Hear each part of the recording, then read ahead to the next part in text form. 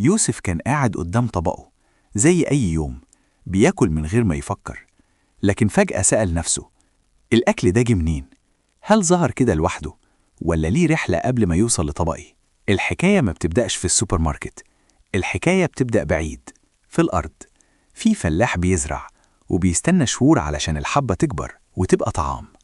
كل لقمة أصلها زرعة، لكن الزرعة ما ينفعش يعيش لوحده، لازم مية ولازم تربة صالحة.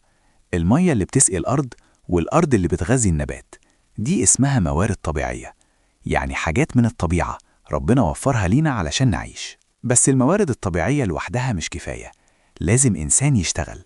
الفلاح يزرع والصياد يصطاد والعامل ينقل ويجهز.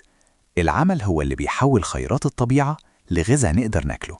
مش كل أكلنا جاي من مكان واحد، في غذاء من الزراعة وفي من الحيوانات زي اللحوم والألبان، وفي من البحار والأنهار زي الأسماك. مصادر مختلفة لكن هدفها واحد، تغذية الإنسان. يوسف بص لطبقه تاني، بس المرة دي شافه بشكل مختلف. شاف رحلة طويلة وراه، أرض ومية، ناس تعبت واشتغلت علشان توصل له اللقمة. علشان كده ما ينفعش نرمي الأكل أو نستهين بيه. كل لقمة ليها قيمة ووراها مجهود كبير.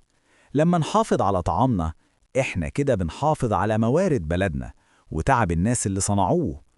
بص لطبقك النهاردة وحاول تفتكر رحلته قبل ما يوصلك، واكتب لنا إزاي ممكن نحافظ على طعامنا وما نهدرهوش.